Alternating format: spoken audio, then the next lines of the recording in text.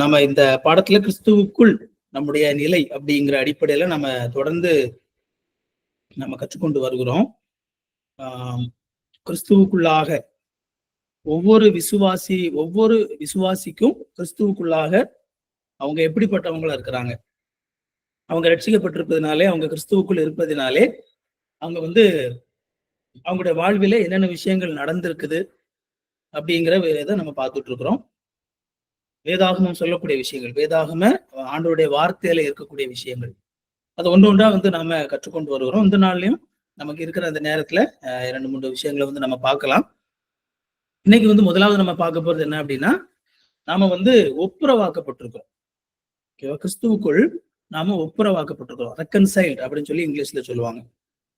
So இதுவும் பாத்தீங்க அப்படின்னா நம்ம ஓரளவு நமக்கு தெரிஞ்ச விஷயம்தான். நம்ம நம்முடைய பாவ நிலையில பாத்தீங்க அப்படின்னா நாம கடவுளுடைய எதிரிகளாக இருக்கிறோம். இது ரொம்ப முக்கியமான ஒரு விஷயம். நம்முடைய பாவ நிலையில நாம கடவுளுடைய எதிரிகளாக இருந்தோம். நம்ம சாதாரணமா என்ன நினைப்போம் அப்படின்னா, பொதுவா ஆண்டவர் ஆண்டவர் என்ன சொல்லுவாங்க அப்படின்னா, எந்த விதத்திலையும் கடவுள் மனுஷங்க மேல கோபத்துல இல்லை அப்படிங்கிற மாதிரியான ஒரு புரிதல்ல இருப்பாங்க. ஆனா உண்மை என்ன அப்படின்னா, நாம பிறப்பின் அடிப்படையில, நம்ம கிறிஸ்துவுக்குள்ளான நிலை அடிப்படையில நாம கடவுளுடைய எதிரிகளாக இருந்தோம். அப்படி இருந்த நிலையில நம்ம ஆண்டவர் என்ன செஞ்சார் அப்படின்னா, கிறிஸ்துவுக்குள்ளாக நாம ஒப்புரவாக்கப்பட்டோம். இந்த ஒப்புரவாக்கப்படுதல் அப்படின்னு சொல்லி நம்ம பார்க்கும்போது, இந்த ஒப்புரவாக்குதல் அப்படிங்கிறதுல நமக்கும் கடவுளுக்கும் இடையில இருந்த அந்த என்ன சொல்ல அந்த எதிரித்தன்மை, நமக்கும் கடவுளுக்கு இடையில இருந்த அந்த எதிரித்தன்மை அப்படிங்கிறது முழுவதுமாக என்ன செய்யப்பட்டுச்சு அப்படின்னா மாற்றப்பட்டுச்சு. ஸோ இது ரொம்ப முக்கியமானது. ஸோ ஹாஸ்டிலிட்டி, கடவுளுக்கும் மனிதனுக்கும் இடையில இருந்த ஒரு விரோத போக்கு அப்படின்னு சொல்லி கூட சொல்லலாம், ஒரு எதிரித்தன்மை அப்படின்னு சொல்லி சொல்லலாம். அதனாலதான் பழைய ஏற்பாட்டுல நம்ம பார்க்கும்போது, பழைய ஏற்பாட்டுல கடவுள் மனிதர்கள் தன்னிடத்திலே வரணும் அப்படின்னா ஒரு சில விஷயங்களை செய்யணும் அப்படின்னு சொல்லி ஆண்டவர் பழைய ஏற்பாட்டுல கட்டளையிட்டதுக்கான காரணம் அதுதான். ஏன்னா மனுக்குலம் கடவுள் மனிதனை எதிரியா கருதல. நல்லா புரிஞ்சுக்கணும். கடவுள் மனிதனை ஒரு எதிரியாக கருதி செயல்படல. மனிதனை ஒரு எதிரியாக நினைத்து அவர் செயல்படல. ஆனா உண்மை என்ன அப்படின்னா, இந்த ஏதேன் தோட்டத்திலே நடந்த அந்த வீழ்ச்சியினாலே இருந்த உண்மை என்ன அப்படின்னா, கடவுளுக்கும் மனுஷனுக்கு இடையில ஒரு விரோத போக்கு, ஒரு எதிரி அப்படிங்கிற விஷயம் உருவாயிருச்சு. ஆனா கடவுள் அந்த பாவத்தினாலே உண்டாயிருக்கக்கூடிய அந்த விரோதத்தன்மை, அந்த எதிரித்தன்மை அடிப்படையில் அவர் செயல்பட்டு இருந்தார் அப்படின்னா அவர் வேற மாதிரி செயல்பட்டு இருக்கணும். ஆனா அவர் அப்படி செயல்படல. மாறாக மனுஷன் இப்போ கடவுளுடைய எதிரியாக மாறிவிட்டனால அவன் நம்ம பக்கத்துல கடவுளுக்கு அருகில மனுஷன் வர முடியாத ஒரு நிலையில மனுஷன் தன்னை நெருங்கணும் அப்படின்னா என்ன செய்யணும் அப்படின்னு சொல்லி ஒரு சில விஷயங்களை ஆண்டவர் என்ன செய்யறாரு சொல்றாரு. அதுதான் ரொம்ப முக்கியமானது. ஏன் ஆண்டவர் பழைய ஏற்பாட்டுல இந்த மாதிரியான ரூல்ஸ் அண்ட் ரெகுலேஷன்ஸ், ஏன் அவரை ஒரு மனுஷன் நெருங்கி போகணும் அப்படின்னா, அந்த இஸ்ரேல் மக்கள் பாத்தீங்க அப்படின்னா இப்படி செய்யணும் அப்படின்னு சொல்லி அந்த பலிகள் அது எல்லாம் எதை சுட்டி காட்டுது அப்படின்னா, மனுஷனுக்கும் கடவுளுக்கும் இடையில இருக்கக்கூடிய அந்த விரோதத்தன்மை, எதிரித்தன்மை. மனுஷன் என்ன செய்ய முடியாது, கடவுள் பக்கத்துல போக முடியாது. அதனால கடவுள் என்ன செய்யறாரு, மனுஷன் தன்னிடத்துல வர்றதற்கான ஒரு வழியை அவர் என்ன செஞ்சாரு, உண்டு பண்ணார். ஆனா நம்ம எங்க அது பழைய ஏற்பாட்டுல நம்ம பாக்குறோம். அப்போ அதுல பாத்தீங்க அப்படின்னா, நம்ம புதிய ஏற்பாட்டுக்கு நாம வரும்பொழுது இது இயேசு கிறிஸ்துவின் மூலமாக என்ன நடந்திருக்குது அப்படின்னா, இந்த எதிரித்தன்மை அப்படிங்கிறது முழுவதுமா மாற்றப்பட்டிருக்கு. எதிரித்தன்மை முழுவதுமாக என்ன பட்டிருக்கு, மாற்றப்பட்டிருக்குது. கிறிஸ்துவின் மூலமாக நமக்கு சமாதானம் பெற்றிருக்கிறோம். கிறிஸ்துவின் மூலமாக நாம தேவனிடத்திலே சமாதானத்தை பெற்ற நபர்களாக நாம மாறணும். ஓகேவா? அந்த பாவத்தினாலே இருந்த அந்த விரோதத்தன்மை அப்படிங்கிறது முழுவதுமாக மாற்றப்பட்டு நாம சமாதானம் உள்ளவர்களாக தேவனிடத்திலே தேவனுக்கும் நமக்கும் இடையில, கடவுளுக்கும் நமக்கு இடையில ஒரு சமாதானத்தை கிறிஸ்து உண்டு பண்ணார் அப்படிங்கறத நம்ம பாக்குறோம். இதுதான் வந்து பாத்தீங்க அப்படின்னா நாம வந்து ரெக்கன்சைல்டு, நம்ம ஒப்புரவாக்கப்பட்டோம் அப்படின்னு சொல்லி சொல்றது. நம்ம வந்து ஒரு சில வசனங்கள் நம்ம வாசிக்கலாம். முதலாவது நம்ம வாசிக்க போற வசனம் என்ன அப்படின்னா 2 கொரிந்தியர் 5வது அதிகாரம். 2 கொரிந்தியர் 5வது அதிகாரத்துக்கு எடுத்துக்கோங்க. 2 கொரிந்தியர் 5வது அதிகாரம்.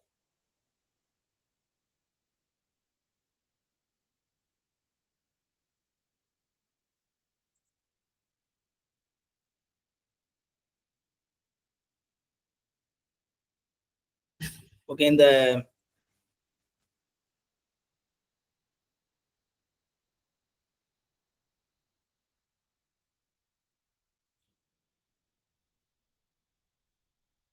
ஓகே 2 கொரிந்தியர் 5வது அதிகாரத்துல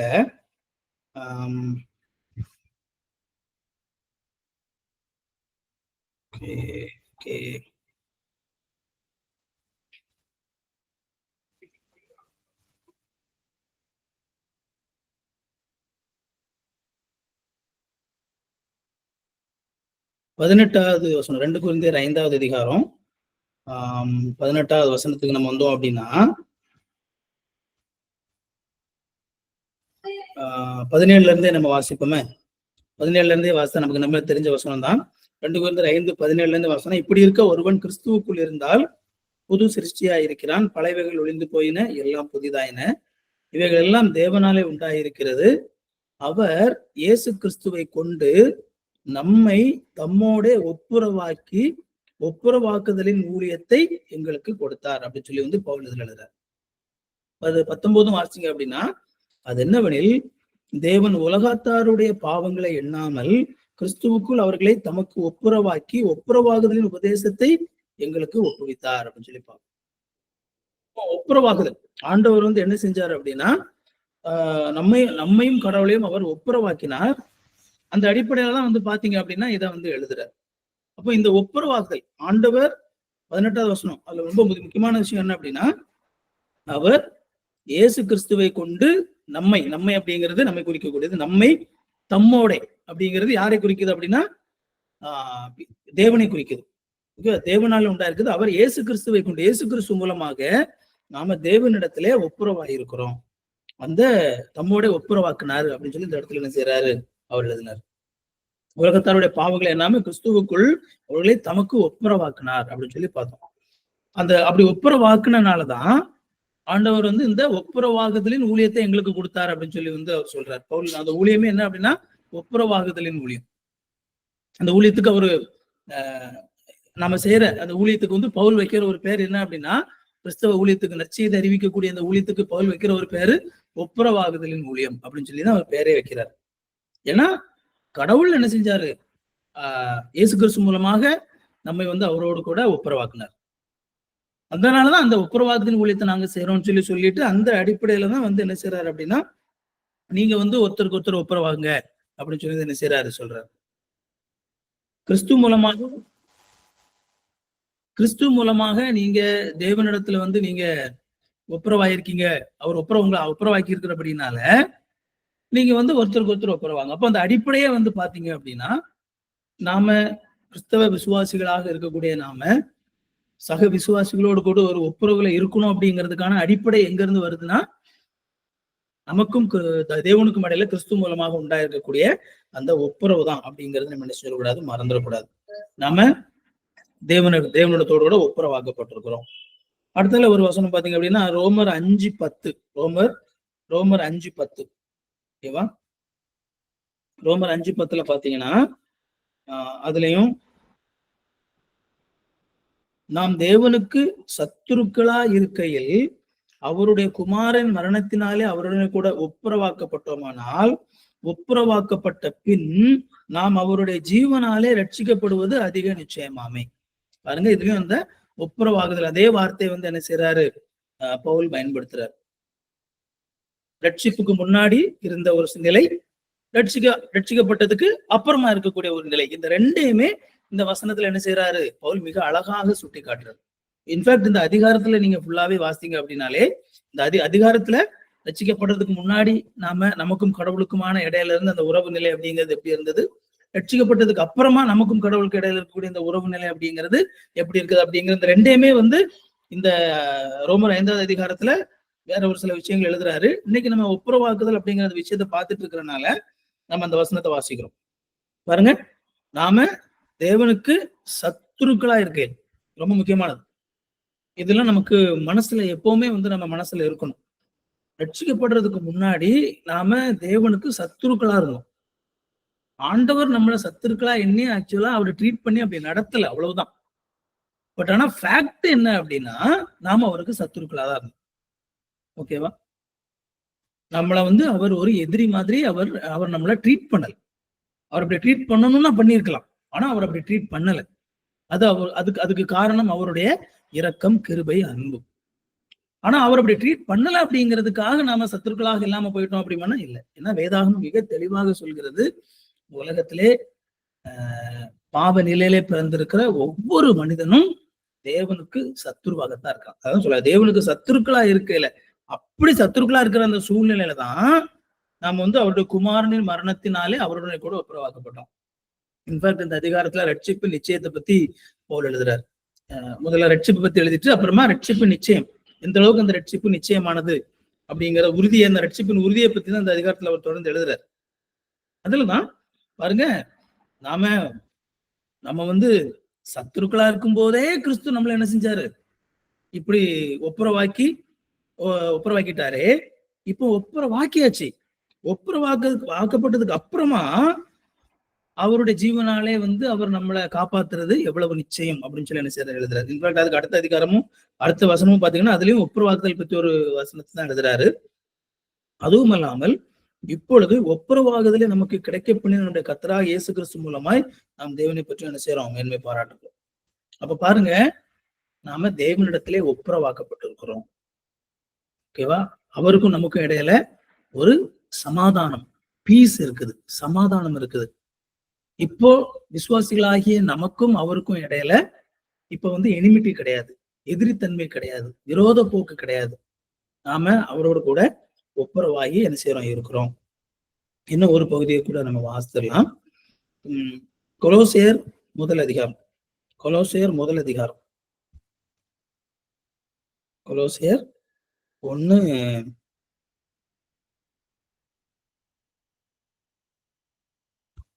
ஓகே, கொலோசியர் 1:20 நம்ம வாசிக்கலாம். கொலோசியர் 1:20 22 வரைக்கும் வாசிக்கலாம். ஓகேவா?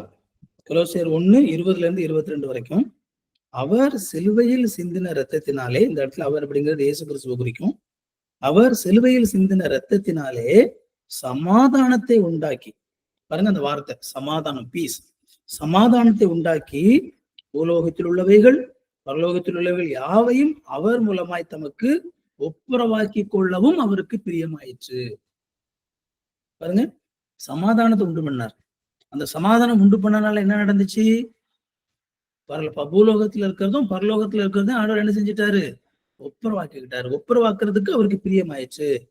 முன்னே அந்நியராயும் துர்க்கிரியைகளினால் மனதிலே சத்துருக்களாயும் இருந்த உங்களையும் பரிசுத்தராகவும் குற்றமற்றவர்களாகவும் கண்டிக்கப்படாதவர்களாகவும் தமக்கு முன் நிறுத்தும்படியாக அவருடைய மாம்ச சரீரத்தில் அடைந்த மரணத்தினாலே இப்பொழுது ஒப்புரவாக்கினார். எவ்வளவு அழகா எழுதுறாரு பாருங்க. திரும்பவும் இந்த சத்துரு அப்படிங்கிறது, முன்னால நம்ம அந்நியரா இருந்தோம், துர்க்கிரியையினால சத்துருக்களா இருந்தோம். ஆனா உங்களை ஆண்டவர் எப்படி மாத்தணும்னு நினைச்சாரு, பரிசுத்தராகவும் குற்றமற்றவர்களாகவும் மாற்றணும் அப்படிங்கிறதுக்காக ஆண்டவர் என்ன செஞ்சாரு, அவருடைய மாம்ச சரீரத்திலே அடைந்த மரணத்தினாலே இப்பொழுது ஒப்புரவாக்கினார்.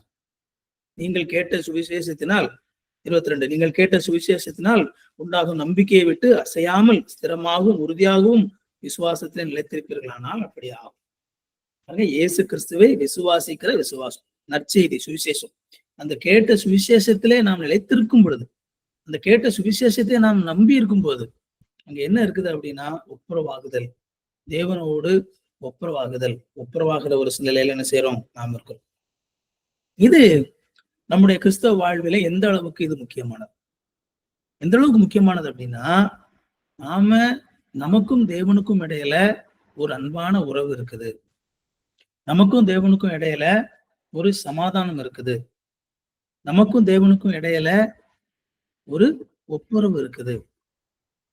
அப்படிங்கிற இந்த உண்மை நம்ம வந்து ஒருபோதும் என்ன செய்யக்கூடாதுன்னா மறந்து போகக்கூடாது. நம்ம முக்கியமா நம்முடைய வாழ்க்கையில நாம கடினமான சூழ்நிலைகளை கடந்து போகிற நேரங்கள்,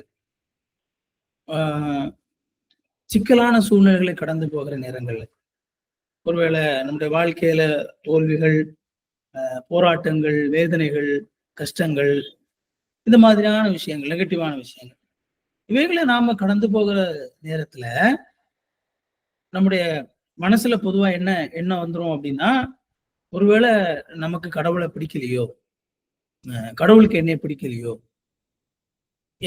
என்னிடத்துல வந்து கடவுளுக்கு பிடிக்காத ஏதோ ஒரு விஷயம் இருக்குதோ, கடவுள் என்னை புறக்கணிச்சுட்டாரோ, அப்படிங்கிற மாதிரியான எண்ணங்கள் பல நேரங்கள்ல நம்முடைய வாழ்வில வந்து இந்த கடினமான சூழ்நிலைகளை கடந்து போகும்போது வருவதற்கான வாய்ப்புகள் உண்டு. அது மட்டும் இல்லாம இப்போ பொதுவா கிறிஸ்தவத்துல வந்து இப்போ இருக்கக்கூடிய இந்த பரிதாபகரமான நிலையில இன்றைக்கு இது கிறிஸ்தவத்துல பல கிறிஸ்தவ பிரசங்கங்களே வந்து அப்படி மாறிதான் கிடக்குது. அதாவது என்ன அப்படின்னா, ஒருத்தருடைய வாழ்க்கையில வந்து ஒருத்தர் கஷ்டப்பட்டார் அப்படின்னா, ஒரு நோய் இருந்துச்சு அப்படின்னா, அல்லது ஒரு தோல்வி இருந்துச்சு அப்படின்னா, ஒரு துன்பம் இருந்துச்சுன்னா, ஒரு ஏழ்மையில அவங்க இருந்தாங்க அப்படின்னா, எப்படி சொல்லிடுறாங்க, உங்களுக்கு கடவுளுக்கு உங்களை பிடிக்கல, கடவுளுக்கு உங்களை பிடிக்கல, அவர் உங்களை ஆசீர்வதிக்கல, அவர் உங்களை ஆசீர்வதிக்காதனாலதான் உங்களுடைய வாழ்க்கையில இதெல்லாம் இருக்குது, கடவுள் உங்களை புறக்கணிச்சுட்டாரு, உங்களுக்கு விசுவாசம் பத்தல, உங்களுடைய வாழ்க்கையில ஏதோ ஒரு பாவம் இருக்குது, ஏதோ ஒரு பிரச்சனை இருக்குது, அல்லது வந்து உங்களுடைய ஒரு சாபம் இருக்குது, உங்களுக்கு ஒரு பரம்பரை சாபம் உங்களுக்கு இருக்குது, அல்லது பாத்தீங்கன்னா யாரோ வந்து உங்களுக்கு வந்து இப்படி செஞ்சு, இந்த மாதிரி பல விஷயங்கள் வந்து என்ன செய்யப்படுது அப்படின்னா சொல்லப்படுறது. கடவுளுக்கு உங்களை பிடிக்கல அப்படின்னு சொல்லி சொல்றதுக்காக இந்த மாதிரி சொல்றது. ஆனா வேதாகமம் என்ன சொல்லுதுன்னா, நம்மளுடைய இந்த உலக சூழல் எப்படி வேணாலும் இருக்கலாம். ஆனா வசனம் என்ன சொல்லுதுன்னா, நீங்க இயேசு கிறிஸ்துவை விசுவாசிக்கிறவங்களா இருந்தீங்கன்னா, நீங்க இயேசு கிறிஸ்துவை உங்களுடைய சொந்த இரட்சகராகவும் ஆண்டவராகவும் நீங்க அறிந்திருப்பீங்க, நான் ஏற்றுக்கொண்டிருப்பீங்க அப்படின்னா, உங்களுக்கும் கடவுளுக்கும் இடையில சமாதானம் இருக்கிறது, ஒப்புரவு இருக்கிறது. இதத்தான் வேதாகமம் சொல்லுது. அது மாறவே இல்லை. நீங்க ஒப்புரவோட தான் இருக்கிறீங்க, நீங்க அவரோடு கூட சமாதானத்தோட தான் இருக்கீங்க. ஆண்டவர் உங்க மேல சமாதானத்தோட இருக்கிறார். பீஸ். உங்க 2 பேருக்கு இடையில என்ன இருக்குது? பீஸ் இருக்குது, சமாதானம் இருக்குது, சண்டை இல்லை. அவர் உங்களை அவர் உங்களை வெறுக்கிற இடத்துல அவர் உங்களை வெறுக்கல, அவர் உங்களை புறக்கணிக்கல, அவர் உங்களை சபித்து விடல இல்லையா? அவர் உங்களை அன்போடு பார்க்கக்கூடிய ஒரு இடத்துலதான் நீங்க இருக்கீங்க. இப்போ இதான் பிரச்சனை. விசுவாசம் அப்படிங்கிறது எப்பவுமே ஆண்டவருடைய வார்த்தை என்ன சொல்லுதோ அதை நம்புறதுதான்.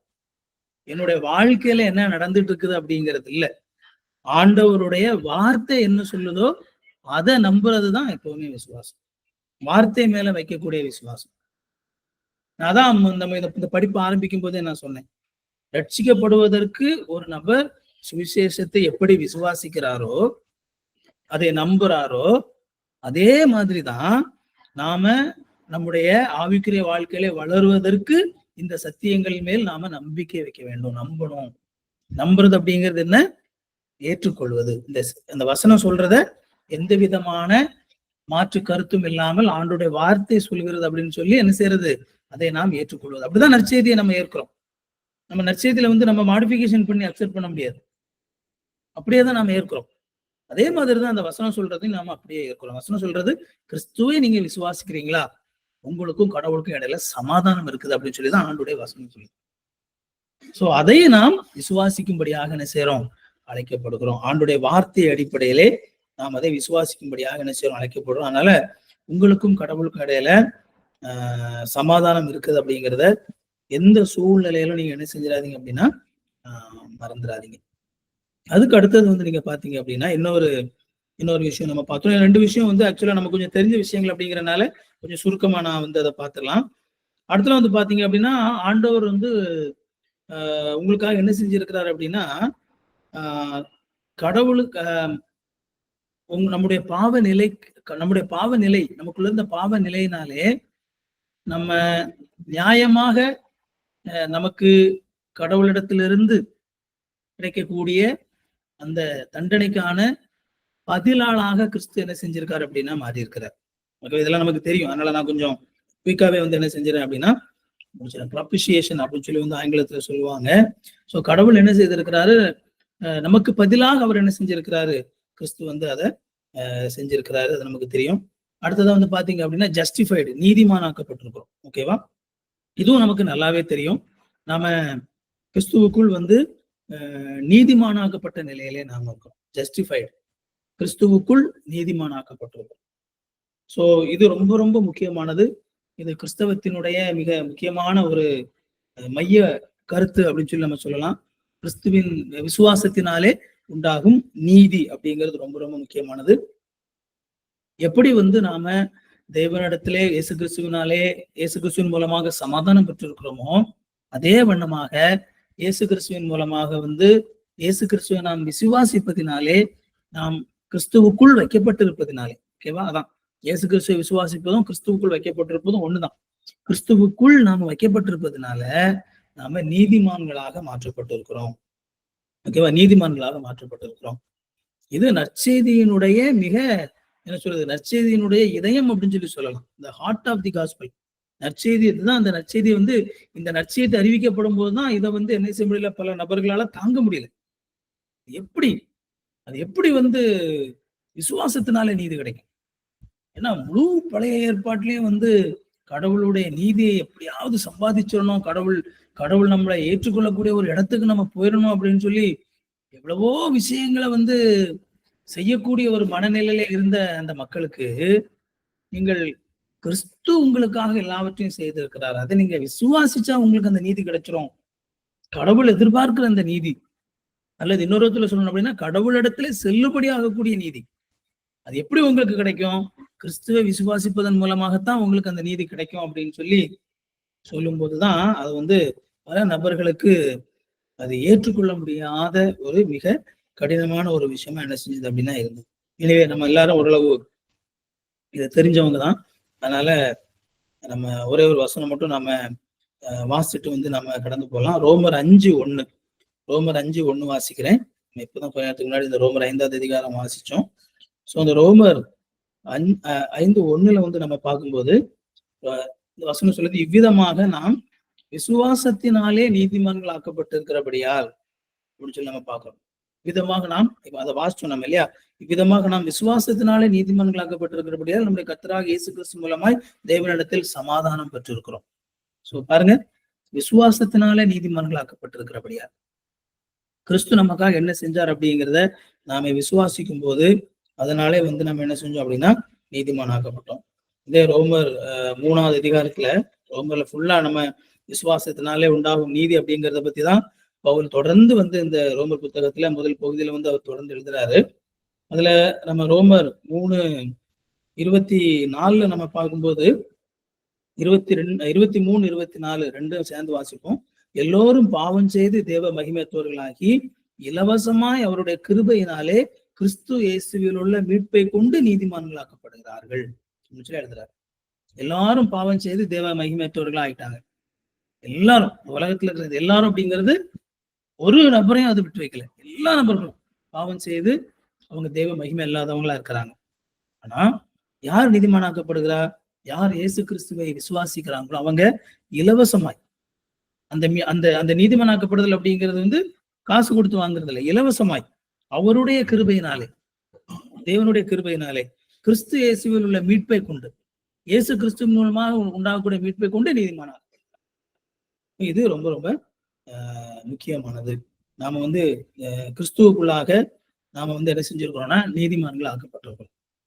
அப்படி நாம நீதிமான்களாக ஆக்கப்பட்டிருக்கிறபடினாலே அடுத்தது பாத்தீங்க அப்படின்னா நமக்கு பாத்தீங்க அப்படின்னா ஆக்கினை தீர்ப்பு இல்லை. கிறிஸ்துவுக்குள் கிறிஸ்துவை விசுவாசிக்கிற விசுவாசிகளுக்கு ஆக்கினை தீர்ப்பு இல்லை. நோ கண்டம்னேஷன் அப்படின்னு சொல்லி இங்கிலீஷ்ல போட்டிருக்கு. ஆக்கினை தீர்ப்பு கிடையாது. இதுல பாத்தீங்க அப்படின்னா இது இட்ஸ் a லாஜிக்கல் ஸ்டெப். ஓகேவா, இது லாஜிக்கல் அப்படின்னு சொல்லுவாங்க. ஏன் இது லாஜிக்கல் அப்படின்னா நாம கிறிஸ்துவுக்குள் நீதிமான்கள் ஆக்கப்பட்டிருக்கிறபடினால இனிமே நமக்கு என்ன கிடையாது, ஆக்கினை தீர்ப்பு கிடையாது. லாஜிக்கலா வரக்கூடிய ஒரு விஷயம். நாம நம்முடைய பாவங்கள் எல்லாம் முழுவதுமாக சிலுவையில சுமந்து தீர்க்கப்பட்டிருக்குமானா, நம்ம பாவங்களுக்கான முழு பரிகார பலியும் முழுவதுமாக அது சிலுவையிலே செலுத்தப்பட்டிருக்குமானா, நாம முழுவதுமாக மன்னிக்கப்பட்டிருப்போமானா, நாம முழுவதுமாக நாம தேவனுடைய சமூகத்திலே நாம் ஏற்றுக்கொள்ளப்பட்டிருப்போமானா, நாம முழுவதுமாக நீதிமான்களாக மாறி இருப்போமானா, நாம பரிசுத்தமாக்கப்பட்டிருப்போமானா, அதனுடைய கன்க்ளூஷன், அதனுடைய லாஜிக்கல் ப்ரொசீடிங் என்ன அப்படின்னா, நமக்கு என்ன கிடையாது, கிறிஸ்துவுக்குள்ள இருக்கிறவங்களுக்கு கண்டமினேஷன் கிடையாது அப்படிங்கறது வந்து நம்ம என்ன செய்யணும், நாம புரிஞ்சுக்கணும். டிவைன் ஜட்ஜ்மெண்ட், அந்த அந்த அந்த தெய்வீக என்ன சொல்றது, டிவைன் ஜட்ஜ்மெண்ட் அப்படின்னு சொல்லும்போது தேவனிடத்துல இருந்து வரக்கூடிய அந்த தெய்வீக கடவுளுடைய அந்த கோபாக்கினை, அந்த கோபாக்கினையிலிருந்து நாம் என்ன செய்யப்பட்டிருக்கிறோம், நாம விலக்கி வைக்கப்பட்டிருக்கிறோம். ஸோ அதுல வந்து பாத்தீங்க அப்படின்னா அந்த நோ கண்டமினேஷன் அப்படின்னு சொல்லக்கூடிய நம்ம வந்து விசுவாசிகளுக்கு அந்த இது இல்லை அப்படின்னு சொல்லி நம்ம சொல்லும்போது அது ஒரு ஒரு எம்பாட்டிக், அந்த கிரீக் கிராமர் அதுல வந்து பாத்தீங்க அப்படின்னா அதுல வந்து ஒரு எம்பாட்டிக், ஒரு அழுத்தம் கொடுத்து, அது ஒரு என்ன சொல்றது, ஒரு பாசத்தோடு, ஒரு ஒரு வாஞ்சையோடு, ஒரு தனிப்பட்ட ஒரு என்ன சொல்றது, ஒரு ஃபேவரோட சொல்லக்கூடிய ஒரு விஷயமா என்ன செய்யுது அப்படின்னா இருக்குது. அப்போ இதுல வந்து பாத்தீங்கன்னா ஒவ்வொரு விசுவாசிக்கும் அந்த ட்ரையல் தேவனுடைய சமூகத்திலே அந்த பாவத்தை நிமித்தம் வரக்கூடிய அந்த தண்டனை அப்படிங்கிறது வந்து முடிஞ்சு போச்சு. அது எங்க முடிஞ்சிருச்சு, இயேசு கிறிஸ்துவனுடைய சிலுவையில அது முடிஞ்சு போச்சு அப்படிங்கிறது வந்து என்ன செய்யணும், நாம வந்து மறந்துடக்கூடாது. ஸோ இந்த ஃபவுண்டேஷன் வந்து ரொம்ப ரொம்ப முக்கியமானது. இது நாம கிறிஸ்துவுக்குள்ளாக நம்முடைய ரட்சிப்பு அப்படிங்கிறது முழுமையான ரட்சிப்பாக இருக்கிறது, அறக்குறை ரட்சிப்பு கிடையாது. இது முழுமையானது அப்படிங்கிறத புரிஞ்சுக்கிறதுக்கும் நமக்கு ரொம்ப பயனுள்ளதா இருக்குது. ரோமர் 8வது அதிகாரம் 1 வசனம். ரோமர் 8வது அதிகாரம் 1 வசனத்துல பாத்தீங்க அப்படின்னா ரோமர் 8வது அதிகாரம் 1 வசனத்துல ஆனபடியினாலே கிறிஸ்து இயேசுக்கு உட்பட்டவர்களா இருந்து மாம்சத்தின்படி நடவாமல் ஆவின்படியே நடக்கிறவர்களுக்கு ஆக்கினை தீர்ப்பில்லை அப்படின்னு சொல்லி என்ன செய்யறோம், நம்ம வாசிக்கிறோம். ஓகேவா? கிறிஸ்து இயேசுக்கு உட்பட்டவங்களா இருக்கிறவங்களுக்கு என்ன கிடையாது, ஆக்கினை தீர்ப்பு கிடையாது. அதுல இருக்கக்கூடிய அந்த டேர்ம் மாம்சத்தின்படி நடவாமல் ஆவின்படியே நடக்கிறவர்களுக்கு அப்படிங்கிற அந்த வார்த்தை, அதை பத்தி வந்து நான் என்னுடைய சேனல்ல வந்து ரோமர் பத்தி நான் பேசும்போது, அந்த பர்டிகுலர் அதிகாரம் பேசும்போது அதுல ரொம்ப டீட்டெயிலா அதுக்கு ரொம்ப கான்சென்ட்ரேட் பண்ணி நான் அதுல பேசியிருக்கிறேன். ஏன்னா அதை நம்ம பார்க்கும்போது நமக்கு அதுல வந்து ஒரு கண்டிஷன் இருக்கிற மாதிரி இருக்குது. யாருக்கு ஆக்கினை தீர்ப்பு கிடையாதுன்னா ஒரு கண்டிஷனல் பேஸ்ல இருக்கிற மாதிரி இருக்குது. அதுக்கு காரணம் என்ன அப்படின்னா, நம்ம தமிழ்ல வந்து அந்த இருக்கக்கூடிய அந்த மொழிபெயர்ப்புல இருக்கக்கூடிய ஒரு சின்ன ஒரு சிக்கல். ஆனா நம்ம அந்த முழு அதிகாரத்தையும் நம்ம கவனமா கன்சிடர் பண்ணுவோம் அப்படின்னா, முழு அதிகாரம் எதை பத்தி பேசுது அப்படின்னா, கிறிஸ்துவுக்குள் இருக்கக்கூடியவங்களுக்கு என்ன கிடையாது, ஆக்கினை தீர்ப்பு இல்லை அப்படிங்கிறது மிக தெளிவாக பேசுகிறது. இன்னொரு விதத்துல சொல்லணும் அப்படின்னா, இந்த மாம்சத்தின்படி நடவாமல் ஆவியின்படி நடப்பது அப்படிங்கிற அந்த விஷயம் எதை சுட்டிக்காட்டுது அப்படின்னா, நாம ஆண்டவராக இயேசு கிறிஸ்துவை விசுவாசித்து நடக்கக்கூடிய அந்த விசுவாசத்தின் பாதையை அதை சுட்டிக்காட்டுது. ஒவ்வொரு விசுவாசிகளும் எப்படி அவங்க பரிசுத்த ஆவியினாலே அவர்கள் ரட்சிக்கப்படுகிறார்களோ அதே விதமாகத்தான் தொடர்ந்து அவங்க பரிசுத்த ஆவியினால என்ன செய்யறாங்க, கிறிஸ்துவுக்குள் வளர்த்தெடுக்கப்படுகிறாங்க. ஒரு விசுவாசி அப்படிங்கிறவங்க ஆவியினாலே நடப்பதற்கு தான் அவங்க அழைக்கப்படுறாங்க. இந்த ஆனா பொதுவா வந்து நம்ம என்ன நினைச்சிடும், அப்படி ஆவியின்படியே நடப்பது அப்படின்னா அப்போ வந்து அது உடனே பெர்ஃபெக்ஷன் அப்படின்னு சொல்லி நினைச்சிடும். ஆவியின்படியே நடப்பதுன்னா பெர்ஃபெக்ட், அப்படி கிடையாது, பெர்ஃபெக்ஷன் கிடையாது. ஸோ எப்பவுமே நமக்கு வந்து சான்டிபிகேஷன், பரிசுத்தமாக்கப்படுதல் அப்படிங்கிறது ப்ராசஸ். ஆண்டவர் நம்மள அந்த ப்ராசஸ்ல நடத்திட்டு இருக்கிறார். இப்போ நம்ம ஆவின்படியே நடக்கிறது அப்படின்னா என்னன்னா, நம்ம ஒரு விஷயத்துல நம்ம ரொம்ப கவனமா இருக்கணும், என்னன்னா நம்ம அந்த ப்ராசஸ்ல இருக்கிறோமா அப்படிங்கிறது. ஓகேவா? அந்த ப்ராசஸ்ல நம்ம இருக்கிறோமா அப்படிங்கிறத நம்ம எப்பவுமே என்ன செஞ்சுக்கணும், நாம மீண்டும் மீண்டும் நாம உறுதிப்படுத்திக்கணும். ஆனா நம்ம தொடர்ந்து வந்து ஆண்டவர் நம்மள என்ன செய்யறாரு, பரிசுத்தத்திலிருந்து பரிசுத்தத்தை நோக்கி, மகிமையிலிருந்து மகிமைக்கு ஸ்டெப்பா ஆண்டவர் கூட்டிட்டு போயிட்டு இருக்கிறார். அந்த அதுல வந்து ஒருவேளை உங்களுக்கு அந்த அந்த முதல் வசனத்துல இருக்கக்கூடிய அந்த டேர்ம் வந்து ரொம்ப உங்களுக்கு ஒருவேளை கன்சர்னா இருந்துச்சு அப்படின்னா, அந்த ரோமர்ல அந்த பர்டிகுலர் அதிகாரத்துல நான் பேசியிருக்கிறது நீங்க ஃபுல்லா கேட்டீங்க அப்படின்னா உங்களுக்கு நல்லா புரியும். ஓகேவா?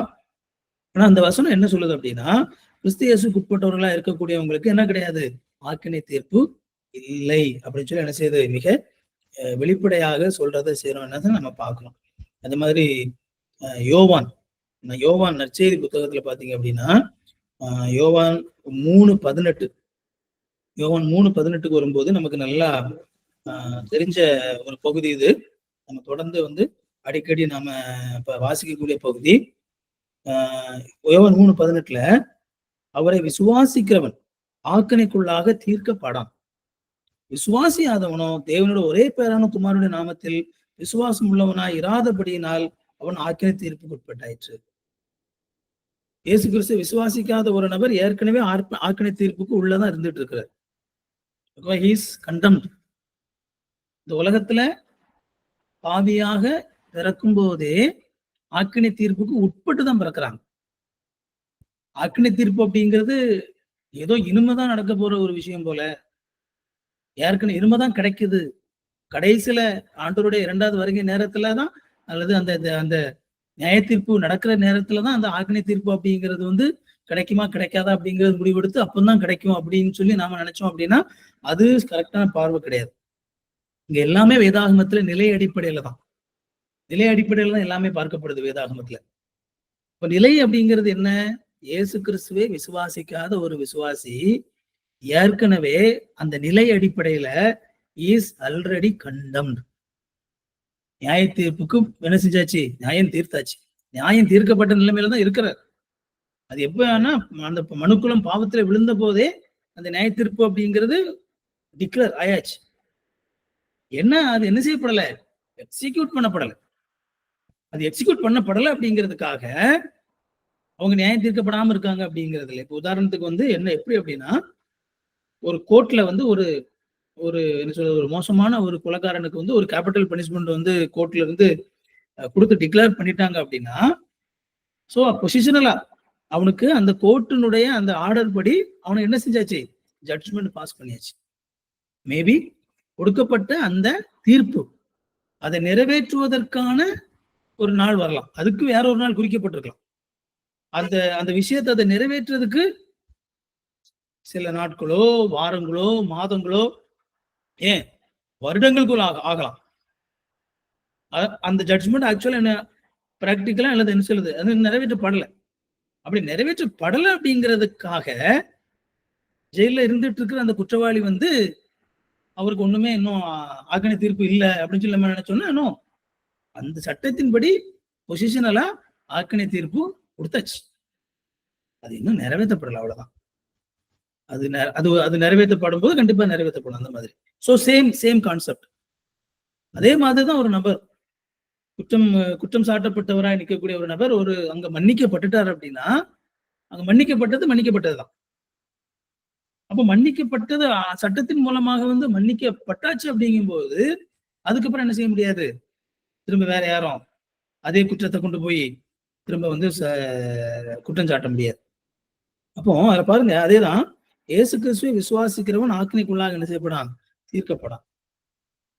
அவனுக்கு ஏற்கனவே ஆக்கினை தீர்ப்புக்கு உட்பட்டு அவன் இருக்கிறான். எப்போ இயேசு கிறிஸ்துவை அவன் விசுவாசிக்கிறானோ அப்ப என்ன நடந்தது? அது ஆக்கினை தீர்ப்பு அது என்ன செஞ்சிருது? அது ரிமூவ் ஆயிருது. ஓகேவா? அது ரிமூவ் ஆயிருது. சோ அதுதான். அதே மாதிரி அந்த யோவான் 5வது அதிகாரத்திலையும் ஒரு வசனம் வாசித்துருவோம். யோவான் 5:24. யோவான் 5:24 பாத்தீங்க அப்படின்னா,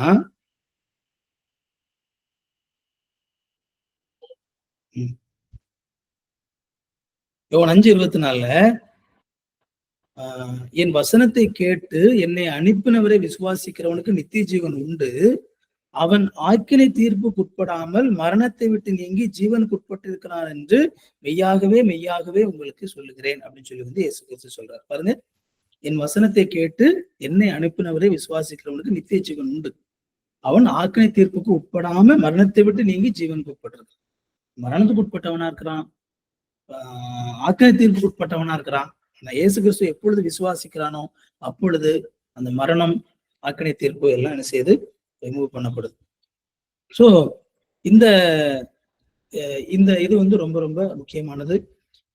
அது ஆண்டவருடைய அந்த அவருடைய அந்த அவர் ஒரு விஷயத்த செஞ்சாரு, செய்யணும் அப்படின்னு சொல்லி முடிவு எடுத்துட்டாரு அப்படின்னா, அதுல இருந்து எந்த விதமான மாற்றமும் இல்லாம அதை ஆண்டவர் செஞ்சிருவார்.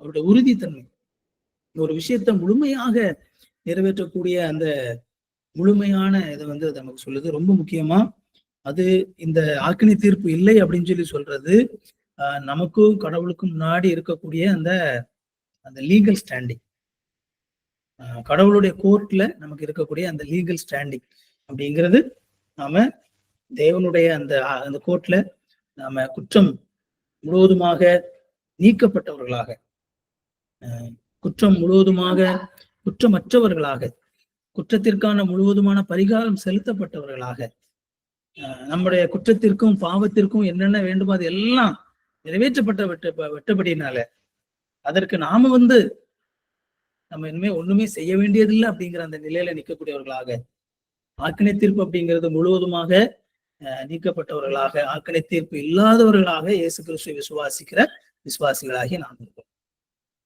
அதனால நம்ம தேவையில்லாம வந்து பயந்து கொண்டே இருக்கிறது. ஆண்டவர் வந்து தண்டிச்சிருவாரோ இல்லையா, ஆண்டவர் வந்து என்னை கடைசி காலத்துல வந்து இதுக்காக தண்டிச்சிருவாரோ அப்படிங்கிற மாதிரியான பலவிதமான பயங்கள் வந்து இன்னைக்கு விசுவாசிகள் மத்தியில இருக்குது. அப்படிப்பட்ட பயங்கள் உண்டாக்கவும் படுது. ஆனா உண்மை என்ன அப்படின்னா, ஆண்டவர் நம்மை ஆக்கினை தீர்ப்புக்கு உட்படுத்தல. ஆண்டவர் அந்த ஆக்கினை தீர்ப்பை என்ன செஞ்சிருக்கிறாரு, நம்ம விட்டு எடுத்திருக்கிறார் அப்படிங்கிறத நாம புரிஞ்சுக்கிறோம். இதெல்லாம் கிறிஸ்துவுக்குள்ளாக இருக்கிறது